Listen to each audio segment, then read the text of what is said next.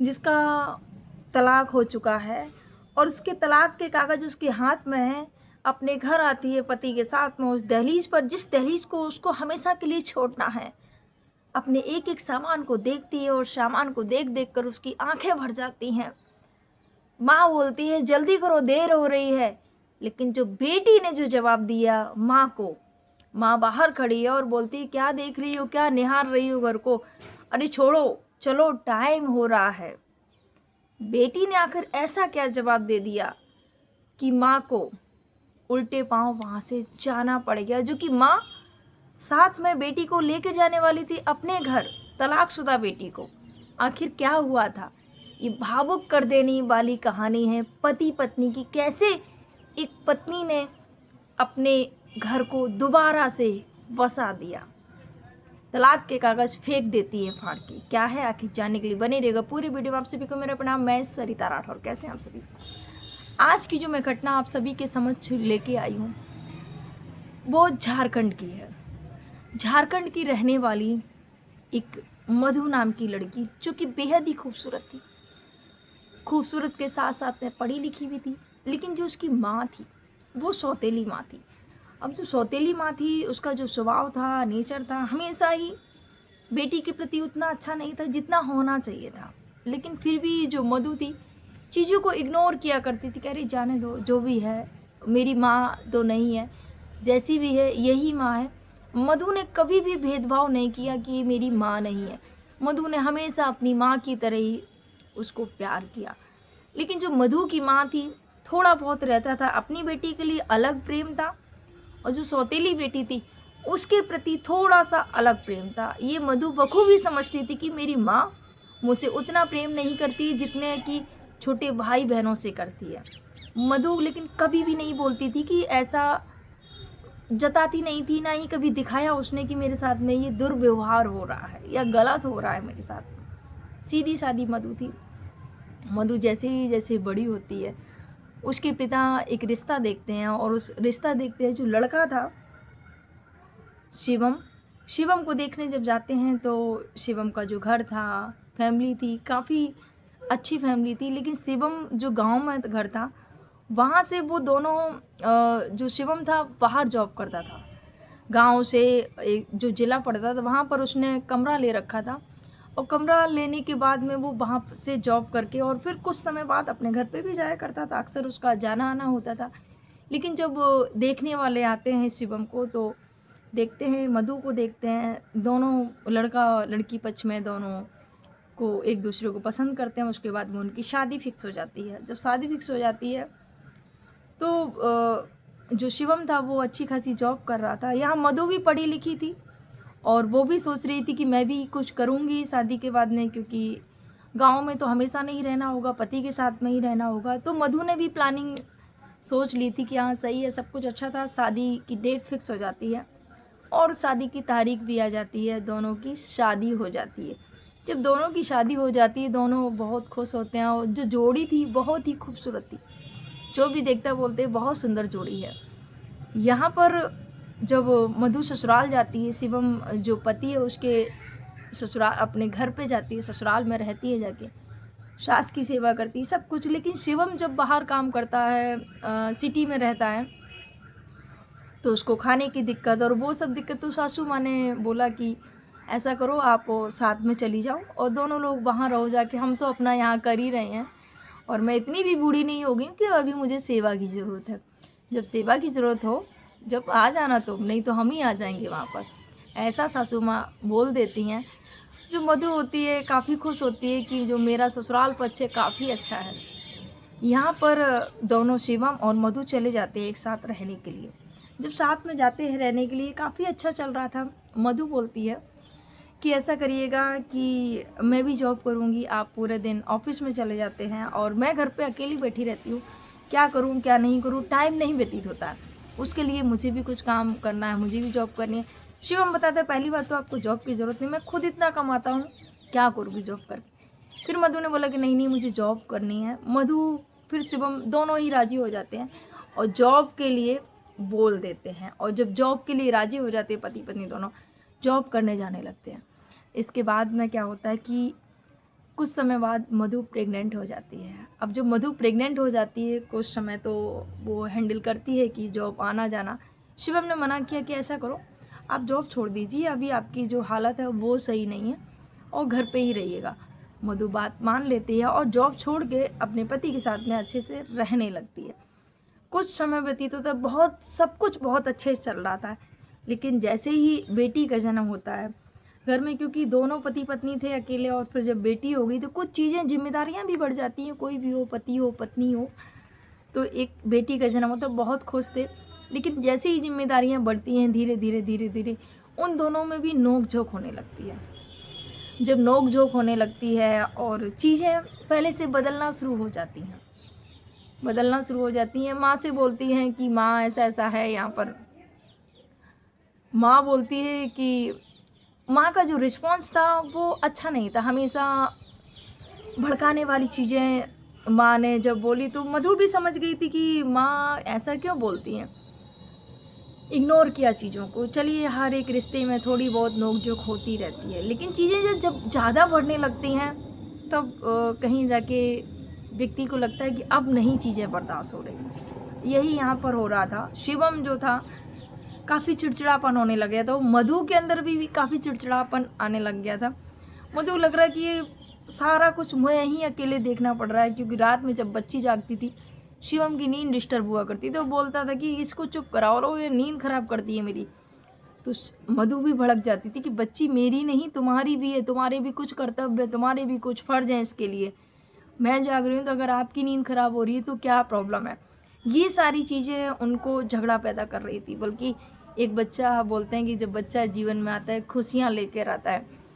मानते हैं बिजी व्यस्तता है जीवन में, लेकिन और चीज़ों को भी देख कर नज़रअंदाज करना ये भी सही नहीं है।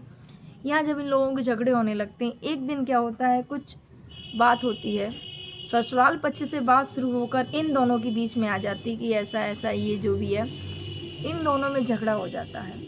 और जब झगड़ा हो जाता है तो जो शिवम क्या करता है, गुस्से में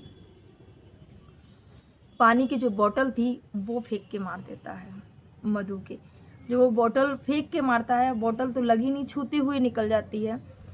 ये जब देखा मधु ने शिवम का ये व्यवहार है कि बोतल, आज मुझे बोतल फेंक के मारी है, कल के लिए कुछ भी कर सकते हैं। अपनी माँ से बोलती कि माँ ऐसा ऐसा आज इन्होंने मेरे साथ में व्यवहार किया है, मुझे बिल्कुल नहीं अच्छा लगा। माँ बोलती है पागल हो, क्यों रह रही हो ऐसे व्यक्ति के साथ में, छोड़ो, जितना भी शादी में खर्चा हुआ था ना वो सब वो देंगे और तुम्हें दूसरा भी कोई मिल जाएगा। ये जब माँ बोल देती है, मधु उस समय बहुत ज़्यादा परेशान थी। बस मधु को लगा कि छुटकारा चाहिए, नहीं रहना ऐसे व्यक्ति के साथ में। आए दिन इतने झगड़े जो हो रहे थे दोनों के साथ में, कोई सांत्वना देने वाला हो या कोई समझाने वाला हो तो चीज़ें अलग होती हैं, लेकिन अगर कोई भड़का दे और कोई चीज़ अगर बिगड़ रही है और थोड़ा सा उसमें आप बिगाड़ने वाली चीज़ें कर दो, तो उस समय जब कोई व्यक्ति परेशान होता है, दुखी होता है, अगर सामने वाला कुछ बात करते हो उसको लगता है कि हाँ ये सही के लिए मेरे से बात कर रहा है, उस समय बुद्धि और विवेक व्यक्ति का काम नहीं करता है कि क्या सही है क्या गलत, उसको लगता है कि ये सही बोल रहा है मेरे लिए। इसके बाद में क्या, मधु को भी लगता है माँ सही बोल रही है शायद, और मधु बोलती है मुझे आपके साथ नहीं रहना है। शिवम बोल देता है क्या तलाक चाहिए, छोड़ के जाना चाहती हो, चली जाओ छोड़ के। यहाँ पर जब शिवम बोल देता है छोड़ के जाना चाहती हो, चली जाओ छोड़ के, तो मधु रोने लगती है और बोलती अब कुछ भी नहीं रह गया है जीवन में, अब तो मुझे छोड़ के ही जाना है और मुझे तलाक ही चाहिए, मुझे नहीं रहना ऐसे व्यक्ति के साथ में। यहाँ पर मैं आपको बताना चाहूँ, क्योंकि जब शिवम और मधु, जब यहाँ शिवम पहले से रहता था किराए के मकान में रहता था, और शिवम और मधु ने दोनों ही ने जॉब करके एक अच्छा सा आलीशान अपना घर बनाया था, और उस घर के कोने कोने को खुद से सजाया था कि ये चीज़ हमारी यहाँ रहनी चाहिए। एक सोफ़ा के लिए पूरे मार्केट में घूमे थे कि ये सोफ़ा हमारे घर में होना चाहिए। हर एक चीज़ का बखूबी उन्होंने ध्यान रखा था, लेकिन एक झटके में कैसे घर टूटने की कगार पे आ गया, किसी ने कल्पना भी ना की थी। इसके बाद में मधु कुछ समय के लिए अपने मायके चली जाती है। जब मायके जाती है तो माँ बोलती है भेज दो कोर्ट, तलाक के कागज़ भेज दो, तलाक ले लो, नहीं रहना है ऐसे व्यक्ति के साथ में। यहाँ पर माँ ने आग में घी डालने का काम कर दिया। और बात वो सम्मान की भी है, लेकिन जो भी है थोड़े बहुत नोक-झोंक लगी रहती है, कभी कोई गलती करता है, कभी कोई गलती करता है, लेकिन ये जो रिश्ते हैं ऐसे नहीं तोड़े जाते हैं। दोनों को समझना पड़ता है एक दूसरे को, पति-पत्नी का ऐसा रिश्ता होता है।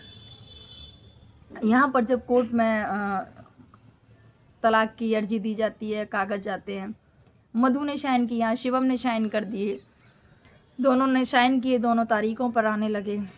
बच्ची थी वो बड़ी होने लगी, देखती पापा को तो शिवम की आंखों में आंसू आ जाते बच्ची को देख के। इसके बाद में क्या होता है कि शिवम जब अकेले रहना लगता है तो उसको तन्हाई और बहुत ज़्यादा घेरने लगती है। अपने पुराने दिनों को याद करता है कि मेरा घर कितना अच्छा था, मेरे घर में खुशियाँ आईं, किसको नज़र लगी हमारे घर में हमारी खुशियों को, जो कि आज हम बिखरने की कगार पर खड़े हुए हैं। आज तलाक होने जा रहा है, मेरी बच्ची मुझसे जुदा हो रही है, मेरी पत्नी भी मुझे छोड़ कर जाना चाहती है, मैंने गलती की है। इस बात का पश्चाताप था शिवम के अंदर, लेकिन जब तलाक चल रहा था वो बोल नहीं पा रहा था। उसने 1-2 बार कोर्ट के बाहर ही मिलने की कोशिश की मधु से कि मुझे बात करनी है, बच्ची से मिला, लेकिन सासू माँ थी साथ में, इस वजह से वो मिल ना सका, बात ना कर सका। धीरे धीरे समय आता है और कोर्ट का फैसला सुनाया जाता है तलाक का। तलाक के कागज़ मधु को दे दिए जाते हैं, और जो सामान था, बोले कि जो सामान है शादी में, जो सामान जो बहुत ज़्यादा सामान नहीं था, पुराना सामान था, क्योंकि सारा कुछ मधु ने खुद अपनी कमाई से, पति की कमाई से सब कुछ अपना खुद खरीदा था। फिर भी माँ को लालच था कि हाँ जो भी है ले चलो। टेम्पो बाहर खड़ा होता है और माँ भी थी कि चलो सामान भरने के लिए। अब यहाँ पर जैसे ही मधु अपने दरवाजे पर आती है, दहलीज पर कदम रखती है, मधु का रोना शुरू हो जाता है। मधु रोने लगती है कि मैंने कैसे कैसे इस घर को बनाया है। एक एक चीज़ जैसी अंदर दरवाजे पर अंदर जाती है अपनी बच्ची के साथ में, पति के साथ में, पति बोल देता है देख लो तुम्हारा जो भी सामान है दूसरे कमरे में रखा हुआ है, क्योंकि यहाँ तुम्हें भी पता है ये सब तो हमने खुद ख़रीदा है, तुम्हें भी पता है, और जो भी तुम्हें ले जाना हो इसमें से भी ले जाना चाहती हो, तुम्हें छूट है। और विवेक की आंखों में, शिवम की आंखों में आंसू आ जाते हैं, बोलते हैं हाँ जाने से पहले एक बार मेरी बात ज़रूर सुनना। मैंने जो गलती की थी, मैंने जो बोतल फेंक के मारे, जो भी मैंने गलत किया तुम्हारे साथ में, उसके लिए मैं शर्मिंदा हूँ और मैं माफ़ी मांगता हूँ तुमसे। हो सके तो मुझे माफ़ कर देना, मैं माफ़ी के काबिल तो नहीं हूँ। और ये कहकर शिवम की आंखें भर जाती हैं और जाके बेडरूम पर उस बेड के ऊपर धड़ाक से गिर जाता है और रोने लगता है। अब जो पति की सिसकियाँ देखकर पत्नी की भी आंखों में आंसू आ जाते हैं। पत्नी रोने लगती है कि मेरा पति रो रहा है और क्षमा मांग रहा है, और कोर्ट के कागज़ हाथ में है। यहाँ पर पति ने एक बात और बोली थी कि मधु अभी भी कुछ नहीं बिगड़ा है, ये कोर्ट के ही कागज़ है, अगर अभी भी तुम्हारा ही घर है, अगर रुकना चाहती हो तो रुक जाओ मधु, ज़िंदगी बहुत अकेली होगी। जब मैं तुमसे दूर हुआ तब मुझे एहसास हुआ कि तुम्हारा साथ कितना ज़रूरी है जीवन में, और मुझे उस समय अकेलेपन का महसूस हुआ। ये बात पति अंदर ही बोल रहा था और मधु दरवाजे पर खड़ी थी। सासू माँ बाहर खड़ी थी, आवाज़ दे रही है अरे बेटी जल्दी करो देर हो रही है। उधर नीचे ऑटो वाला भी आवाज़ लगाता है अरे मैडम बहुत समय हो गया है, जल्दी आइए, क्या क्या लेके जाना है बताइए, हम रखवा देते, इतना समय नहीं है, हमें दूसरी जगह भी जाना है। ये ऑटो वाला नीचे से आवाज़, माँ भी आवाज़ दे रही है। यहाँ पर मधु की आंखों से आंसू बह रहे हैं, अपने आंसुओं को रोक नहीं पा रही। एक एक चीज़ को देखती है, हर एक सामान को, टीवी, सोफ़ा, जितना भी सामान था, हर एक चीज़ को छूती है और टच करती है, देखती है, और आंखों से आंसू उसके बहने लगते हैं। इधर जो पति ने बोला था, पति खुद रो रहा था, तो मधु को बर्दाश्त न हुआ अपने पति को रोता हुआ देखकर, और मधु ने कागज़, जो तलाक के कागज़ थे, वो फाड़ के वहाँ पर ही फेंक देती है पति के सामने। जैसे ही तलाक के कागज़ मधु ने फाड़ के फेंक दिए तो शिवम उठा तुरंत और मधु को गले से लगा लेता है, क्योंकि कुछ कहने की ज़रूरत नहीं थी वो जिस समय मधु ने कागज़ फाड़े थे, क्योंकि शिवम को समझ में आ गया था कि मेरी पत्नी मेरा साथ देगी, मेरी पत्नी मुझे छोड़ के नहीं जाएगी।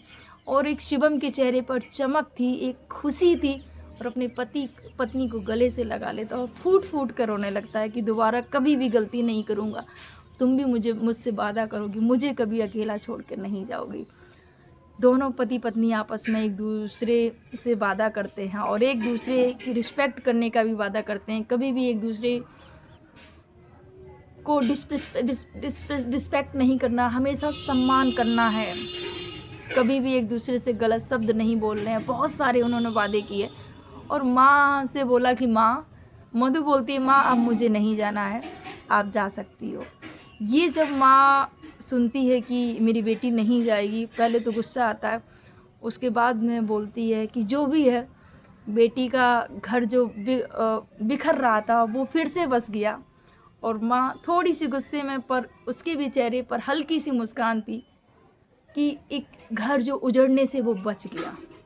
और मधु और शिवम की ज़िंदगी फिर से अच्छे से चलने लगती है और दोनों ही खुशी खुशी अपने जीवन को यापन करने लगते हैं। कैसी लगी आपको ये कहानी? पति पत्नी की दिल को छू लेने वाली कहानी थी। वीडियो अच्छी लगी तो प्लीज़ वीडियो को लाइक, चैनल को सब्सक्राइब और कमेंट ज़रूर कर दीजिएगा, क्योंकि आपका लाइक और कमेंट मुझे मेरा उत्साह को बढ़ाता है कि चलिए मेरी वीडियो जो है वो आपको पसंद आ रही। तो प्लीज़ कमेंट और लाइक ज़रूर कर देना। आप सभी को मेरा प्रणाम। जय हिंद, जय भारत, जय श्री राम।